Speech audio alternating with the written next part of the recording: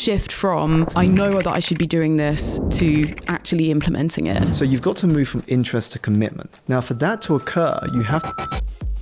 I am exposing my senses biologically and chemically to that future as if it's happening in the present. It's flooding my body with the chemicals that this is possible. That knowledge that this can be possible pulled me forward. The gap between where you are in the present and who you want to be in the future, that starts collapsing. If you can sell you to you, guess what? The energy that you bring in every interaction, in every conversation, in every space that you show up will attract opportunities towards you. The universe is always out there working for us. If you can understand the power of good storytelling, you can then move away from phase one of communication. They were attached to something bigger than themselves. If I didn't change, I would not only stand to lose my job, but I would lose any potential for this relationship to succeed. The most tragic experience I went through was, life is short. Welcome to Strategy and Tragedy, the show that talks about how to scale and fail in business. My name is Stephanie Melodia, and it is my pleasure to interview entrepreneurs, investors, and subject matter experts on this show to help you in your own entrepreneurial journey. Just before I welcome my next guest, I want to say a big thank you to you right there, listening at home, on your commute, while you're pottering about, or maybe at the gym, for tuning into my show. I know that there are so many other podcasts out there, so it really means the world to me that you're listening in right now. And if you haven't already, it would mean the world to me to also hit that subscribe button so you don't miss out on weekly episodes. Okay, on to my next guest. Simon Alexander Ong is a business strategist, international keynote speaker, and author of Energise, Make the Most of Every Moment. Simon's work has got him invited to speak on Sky News, BBC Radio London, and LBC Radio. His insights have also been featured in the likes of Huffington Post, Forbes, Virgin, and The Guardian. So it's absolutely amazing to sit down with him today.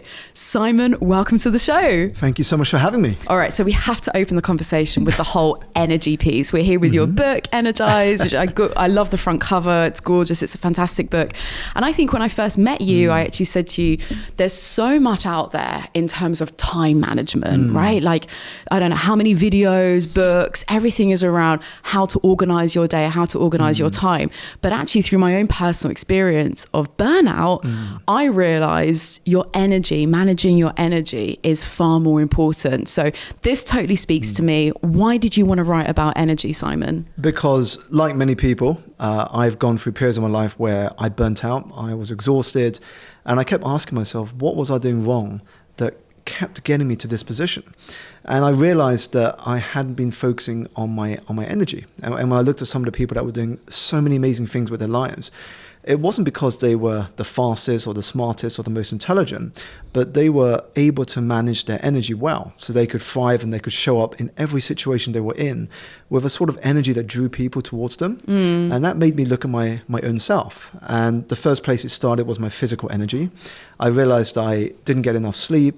I was eating junk and I just didn't have time to exercise. I was beginning my career in finance. And so in an industry like that, you're going to have long hours. And I sacrificed a lot of my physical energy in order to pursue a career in this industry. But when I transitioned out of that into the work I get to do today, physical energy was the first thing I focused on. And it really gave me the foundation to then work on the other areas of energy management, my mental energy, emotional energy, and spiritual energy. And I realized that once I was listening to my body and working with it and not against it, so many more things were possible. Yeah, it makes complete sense. I love that. And it's so ironic that the physical energy piece, not getting enough sleep, not eating right, is often the first thing that goes for many people, when actually it's the most important. We always think, I've got to stay up late and get this assignment done, or I need to set the alarm a bit earlier, or I don't have time to sort out my meals, or just eat, whatever's available. So I want to ask you, what are some of the practical tips that people can learn from this podcast? And then what are also some of the deeper, more surprising, helpful aspects of increasing your energy that people may not expect to hear? Sure. So first of all, if I talk about the different dimensions of energy, I've touched on physical, we've got mental, we've got emotional, we've got spiritual. So I'll give like a summary of each of them. So physical energy really is about sleep, nutrition, and movement. When you think about productivity, it always begins with getting sufficient rest. If you're not getting sufficient sleep and rest, when you wake up of a morning, you're already going to be behind. You're going to be playing catch up all day. It's like running a 100-meter sprint starting 20 meters behind the starting line. So for sleep, it's understanding that you have to get sufficient sleep in the evenings. Have a transition from work to sleep, get solid quality sleep, and you wake up much more focused. And one of the things that can help with this is planning your day the night before. So when you plan your day the night before, not only do you increase the probability of getting better sleep because you have less on your mind, you've downloaded all your thoughts onto paper, but when you wake up, you know exactly what your priorities are. You know what you must focus on in the morning. Rather, most of us, we wake up in the morning and we waste our energy worrying about what is going to happen today, what are we going to wear today. We have all these trivial decisions to make that we could have made the night before. Nutrition is understanding that if we focus on eating energy-rich foods, if we focus on having a diet that is moderation of different things, that is has exposure to like vegetables, plants, whole foods that can really help give us the energy rather than weigh us down of energy, that again helps us navigate the day. Mm-hmm. And then exercise is one of the fastest ways that you can get an energy uplift. I mean, just imagine the last time you went to the gym and you had an intense workout. How did you feel coming out of that? Yeah, exhilarated. Yeah. And whatever problems the day would have thrown your way, you would have dealt with them no problem. But if you haven't got sufficient rest, if you haven't moved your body, if you're feeding yourself with junk and a problem comes up in your day, guess what? You're not going to respond in the same way. So just before we go into the other types of energy, because this is fascinating, what I want to just hold the thought on here is I'm aware that my listeners are very smart people because obviously they tune into this show. And I feel like a lot of us know these things, but it's another thing when you put them into practice. Yeah. Is there any advice that you could give to help people break that cycle? I mean, asking for a friend here as well, but you know, I'm a huge victim of this. Like I have a very rare sleep disorder myself. So the whole subject of sleep and rest is something that I feel very passionately about, love chatting about. But, you know, when you do get into that cycle, I think that's the problematic thing. You stay up late, again, not like this is coming from firsthand experience, but you stay up late because maybe you woke up later than you wanted to, you're on that back foot. So you put in those extra hours, you drink a bit more coffee, not really great for your gut either. You want to try and catch up because you feel like you're a bit behind. And then the next day you've got that 24-hour cycle that repeats. So what advice could you give to help anyone to like break that cycle and shift from, I know that I should be doing this, to actually implementing it? Well, the first thing is, as you said, there's so many things that we know we should do in order to live a healthier and a more productive life, but we don't do. And one of the reasons is when we think about the things we know we must do, and the first thing that comes to my mind as I speak to you about this are New Year's resolutions. What happens is at the beginning of every year, we have all of these resolutions. But for me, they are just a wish list. They're a list of interests. I'm interested in going to the gym more often. I'm interested in going out and running outdoors more often, and so on. But if you're only interested in something, I guarantee you're not going to take any action on it, because interest is indecision. Interest is 50-50. If it happens, great. But if it doesn't, hey, there's always next year. There's always tomorrow. The reality is you'll never make any real changes. So you've got to move from interest to commitment. I'm committed to live a new lifestyle with this as my routine. Now, for that to occur, you have to be connected to the future you. So what would that future version of you look like if he or she was getting sufficient rest, exercising on a regular basis, and eating healthy? How would that person feel energetically? How differently would that person show up? And then operate from that future self. The reason we don't take action is we're operating from our past selves. Our past selves, that past self is deciding what decisions we make in the present.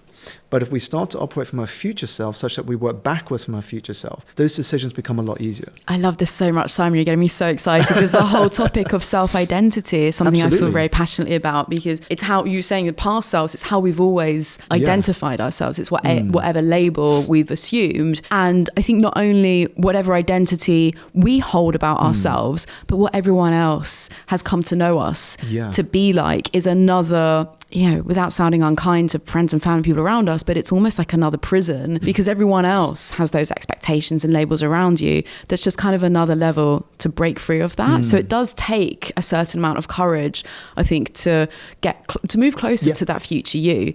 So absolutely. And that's why clarity on that is so important, because when you're clear on what that future you is, and you constantly work from that identity, beautiful things start happening. I mean, for example, the gap between where you are in the present and who you want to be in the future, that starts collapsing. And when you think about the choices to make, what's the right or wrong choice, nobody can make that decision for you except you. But if you are clear on what that identity is, you don't have to worry about making a choice because it will come naturally to you. If you have a visual of this person living a healthy life, accomplishing amazing things, living on the edge of their comfort zone, and then you are faced with a decision to make, if you work from that identity, it's already made for you. And this is where visualization comes in. Yeah. So I'm super privileged and grateful to have had such incredible guests, yourself included, Simon, on the show. And one of them includes Maya Raichura, who's developed this profile of being the visualization expert. So listening to that episode, if you haven't already, she shares lots of tips and anecdotes and the science behind visualization. And what I know has come up a lot with that whole subject piece is, I can't remember the exact name of the term, but some people do have this mental condition that doesn't allow them to visualize, or they struggle to visualize. So are there any other techniques that you could suggest when it comes to getting that clarity of that future self? Sure. So if you have difficulty visualizing, an alternative is embracing what I call a real life vision board. So you are immersing your senses in the present and what that future would feel like. So for example, if one of the things I have on my vision board is to drive a blue top of the range Tesla vehicle, but I have difficulty visualizing that. Well, what I can do in the present is I can go to my local Tesla dealership and book a test drive in a Tesla, the exact model that I want to have in the future. That's so cool. So what's happening is I'm exposing my senses biologically and chemically to that future as if it's happening in the present. Even though I don't own it yet, it's flooding my body with the chemicals that this is possible because I'm actually doing it now. I'm actually in this car driving. I can feel it. I can smell it. So that's an alternative, is to immerse yourself in a real life vision board. If you have this desire to stay in a house in Hollywood Hills in Los Angeles at some point in your future, Airbnb. Book 1 or 2 nights at one of those houses when you're over in Los Angeles, and suddenly, again, your senses are immersed in that as if this future is happening right now in the present.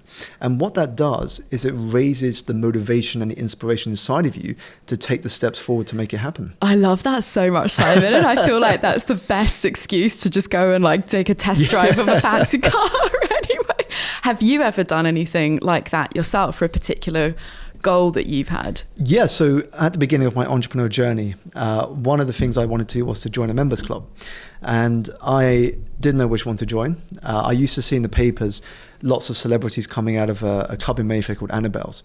And I said, how cool would it be to be in Annabelle's and to see what's going on there, to meet some of the people in this members club. But at the beginning of my journey, I had no idea of how to get in, and I knew membership would be expensive and you have to get referred and invited to be a member.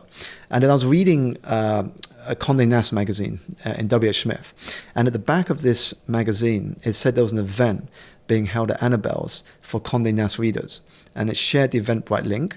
And I said, okay, I'm not going to buy the magazine, but I'm going to take a photo of that poster.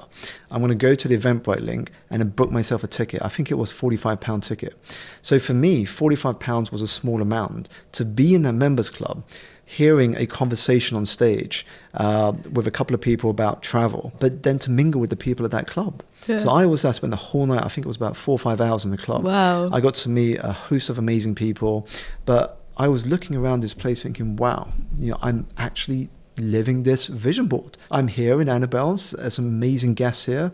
The talk is thoroughly insightful, and I got to meet Ben Fogle, who was on TV shortly before this event. Yeah, and it was just a beautiful moment. And did you subsequently sign up, or was that event enough of a fix for you? It was enough of a fix for me to show me I could get there. I mean, I'm now part of different members clubs. Yeah. But at that point, it just inspired me to move forward. I love that. And when we think about energy, I think the difference between motivation and inspiration is motivation is more of a push energy, and so that's why often you have to keep motivating yourself, because you'll push a little bit and you'll push yourself a bit more.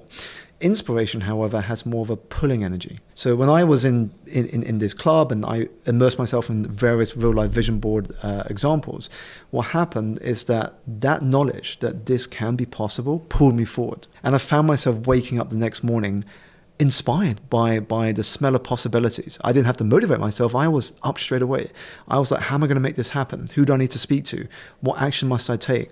My mind was in the land of action orientation. I love that so much, Simon. I'm genuinely getting so excited. This is honestly like one of my top favorite subjects to talk about. So it's such a treat to sit down and chat with you anyway, but also some of my favorite things.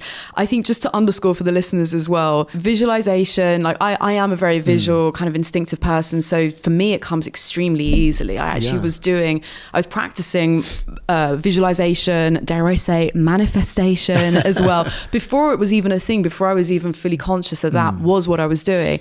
But as I say, I do know there are others who struggle with it. They obviously, our minds all work in wonderfully weird, different ways. So the fact that you can go and make that vision board a reality, I'm going to take that advice anyway. I'm going to go and book a test drive with a Porsche tomorrow.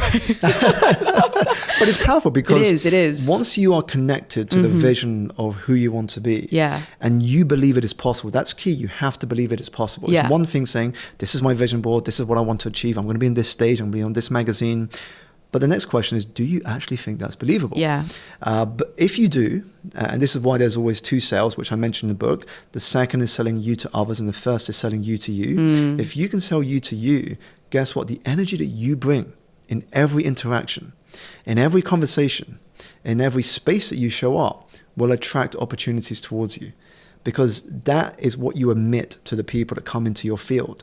What happens is when you show up this belief that I'm meant to be here, I deserve to be here, people feel that energy. Yeah, absolutely. And what I'll just mention for any of the slightly more skeptical listeners on the show is, this is backed by neuroscience. Like categorically, obviously you need to put in the work, but I do very firmly believe in the power of the mind, in how our subconscious finds these patterns and opportunities. And I guess more so to your point is that energy that we're putting out there, how we're holding ourselves, these things that we do attract isn't just this kind of woo-woo, like, I just feel like it's so easily dismissible, but it is. It's easily dismissible, but I think if we pause and we step back and we reflect on our own life, I'm sure if you're listening or watching this, there have been moments in your life that you would have said to yourself, wow, I met this person at just the right time. If I didn't meet this person, or if this didn't happen, I wouldn't have had this opportunity. I wouldn't have had this referral for this chance to speak at this event, or I wouldn't have got introduced to my new company. So what happens is that the universe is always out there working for us, giving us signals, giving us clues, but we have to be aware of these so-called coincidences. Nothing is a coincidence. We were meant to meet people for a reason. But if you're not attuned to that energy, you're not going to heed those signals. But if you're present, and you're living in the moment, in the power of now, what happens is you're going to be attuned to these moments of coincidences. And then ready to take action when they do arise. And so it might be the fact that you've bumped into the same person 3 times. Maybe that's a sign from the universe that you're supposed to strike up a conversation. And before you know it, you find out you were meant to meet that person because an opportunity has then arisen. If you're enjoying this episode, then you can probably guess what I want you to do. Please do me one tiny favor that costs you nothing and takes a second of your time. Hit that subscribe button. It really helps to support the show, and I'm really grateful for you listening. Let's get back into it. So just as you mentioned a sign from the universe, do you believe in some kind of higher power, destiny, karma? Do you believe in these other external forces at play? Absolutely. I mean, if you think about it from a science perspective, the universe is just energy. You know, we are just energy. If you look into an atom, you'll notice that in the construct of an atom, all that space in between the atom is just full of energy. Now, what that means is that we have the ability to influence what that energy is. To give an example, and it's probably something all listeners can relate to, imagine you arrive at the airport and you are about to board a flight, and before you've got through security, you realize you've just left your passport at home. And you're stressing out and your thoughts are going all over the place. What do I do? Do I go back home and get my passport? If I miss my flight, can I get on another flight? Now, even though the outside temperature hasn't changed, your internal body temperature is rising. So what happens is you start to feel sweaty palms. You start to feel hotter. You start to get flushes because you just don't know what to do in this moment. And you feel like you're in this moment of chaos. Now, all of that has simply been generated by thought alone. the thought of what is happening around you and whether you can actually make this flight has increased your internal body temperature. And it creates this physical sensation of stress in your stomach.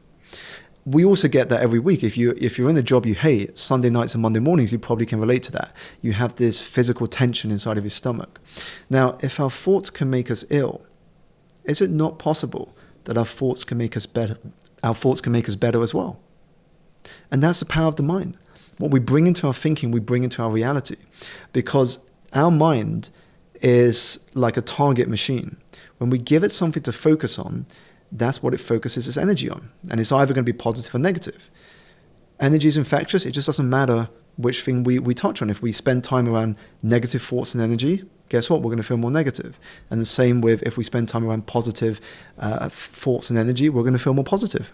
Absolutely. And I love that airport example. I feel like a lot of us can relate to that. Even listening to your anecdote there, I can even feel myself getting a bit nervous just imagining it. So we came quite far away from the different types of energy, but I haven't forgotten. So let's rewind. So we sort of dove in there on the physical energy piece. Yeah. So tell us a bit more about those other types of energy. Sure. So mental energy really is about your ability to focus, which is becoming an increasingly important skill in a world that is getting more distracted and busier.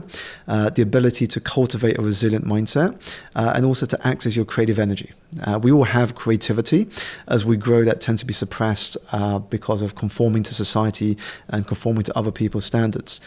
Emotional energy is all about relationships with yourself and relationships with those you spend time with. And then spiritual energy is about meaning and purpose. Are you doing something that makes you feel alive? Are you doing something that brings out the best in you? Because a lot of us are exhausted, not because we are physically doing too much, but because we are doing too little of the things that bring us joy and because we are running someone else's race. Mm-hmm. So when you are high on spiritual energy, you feel in flow because you're doing something that gives you energy. You're doing something where you can express your gifts and your skills and your talents. When you're low on spiritual energy, you're doing something that either goes against your values or does not allow you to express who you are. And can you nullify or validate? We started off with the physical energy piece. I would expect that to be the first domino for everything else. Is that correct? Or? I would say so. Yeah. Because, I start my book, the very first chapter is called Invest in Your Health. Because so many of us make health a side hustle. We've got to stop making it a side hustle because if you don't have good health, you can't accomplish much else. Simple as that.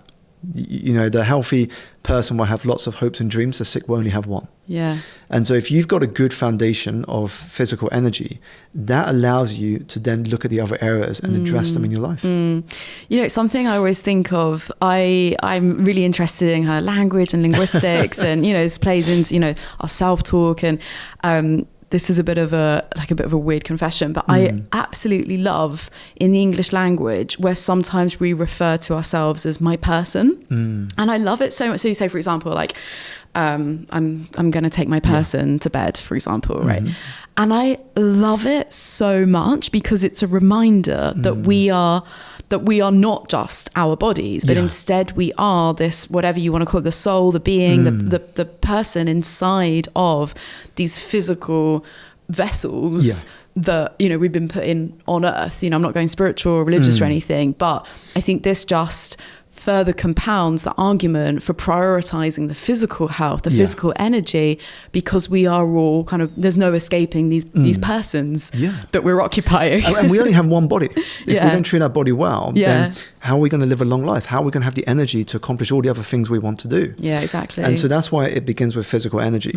The reason I see it as a domino effect is because I've experienced it myself. So I was just going to ask you this actually. So what was your catalyst? So my catalyst was the second job I had after Lehman Brothers. Lehman Brothers was my first job out of university.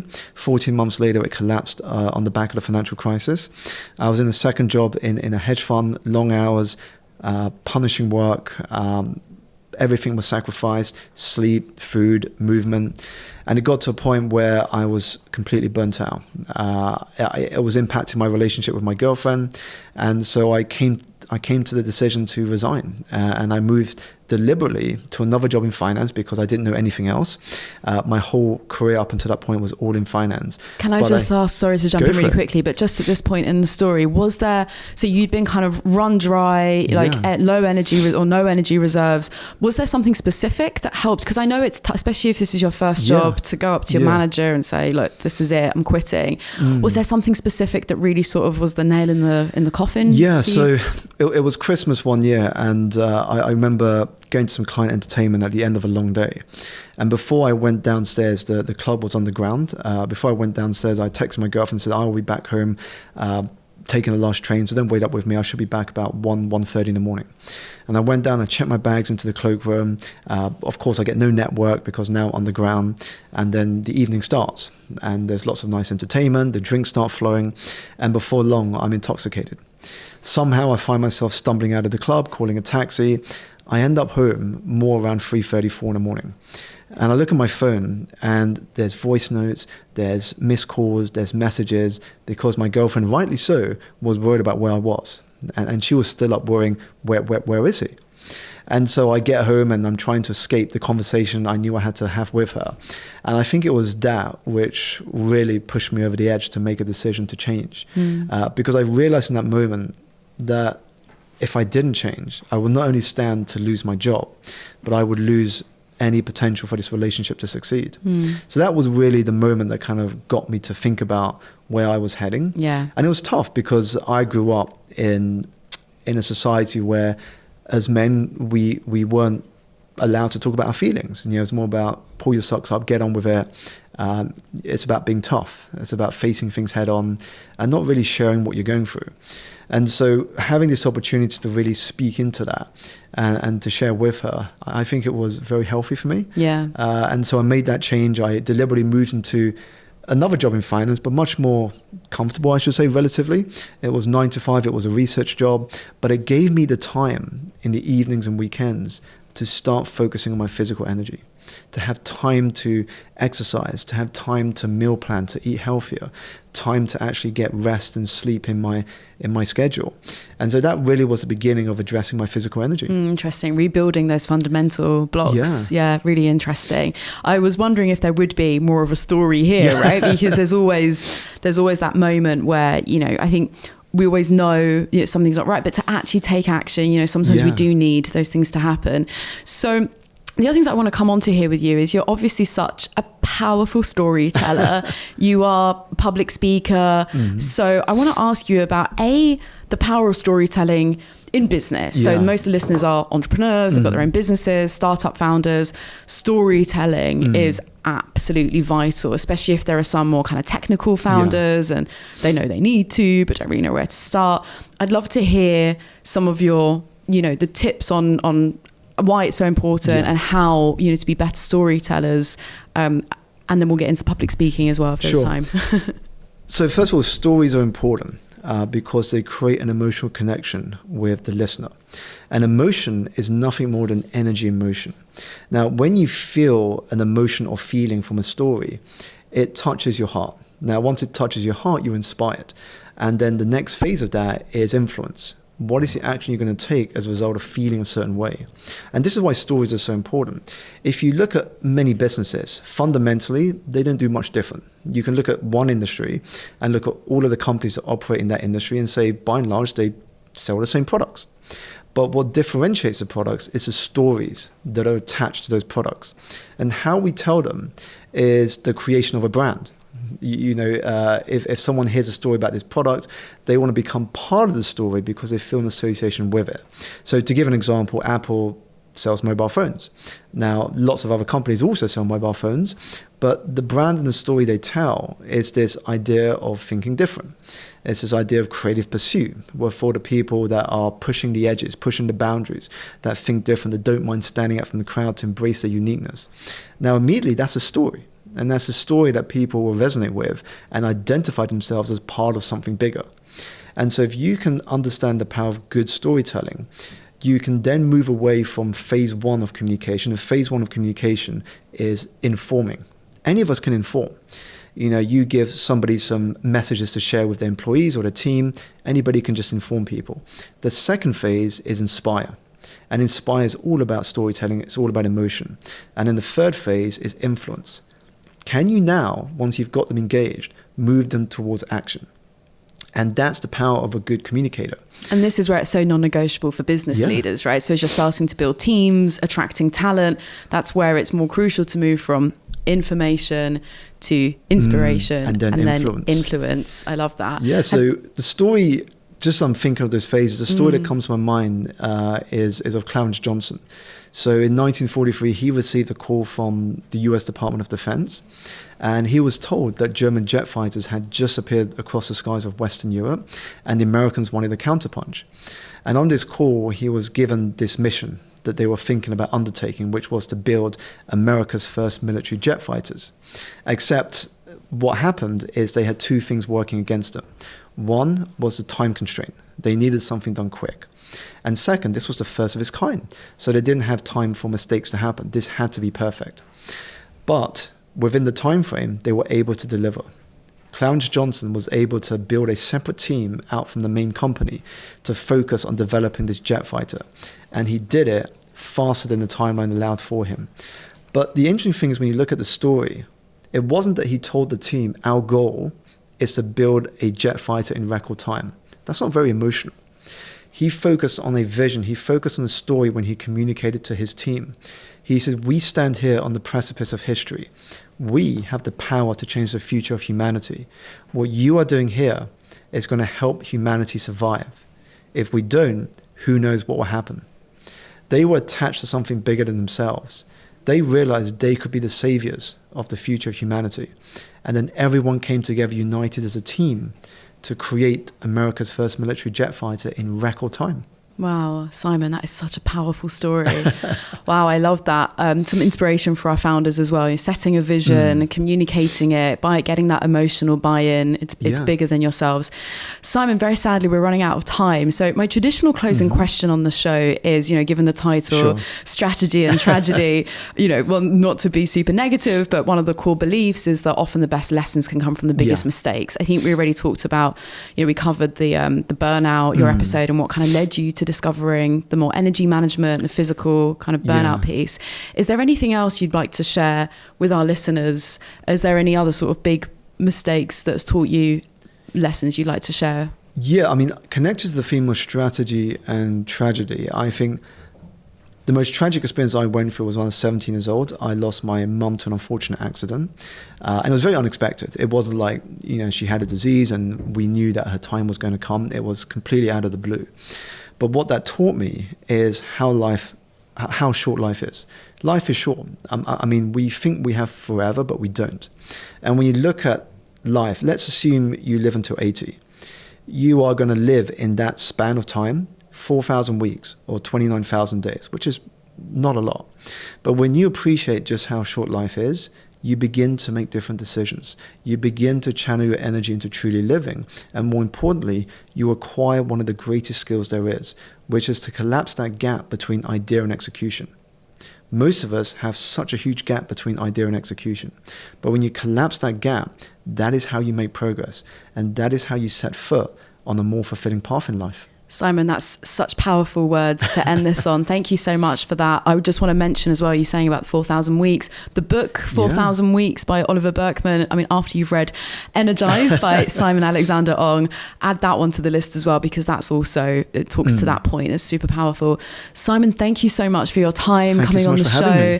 It's such a pleasure to have somebody like you on here, such, interesting, insightful tidbits and stories. I'm sure that all of our listeners have taken away something really practical here with you. Thank you so much for having me. Thank you. And thank you so much for listening. Really hope you've enjoyed this episode. Don't forget to hit that subscribe button and hopefully see you next time.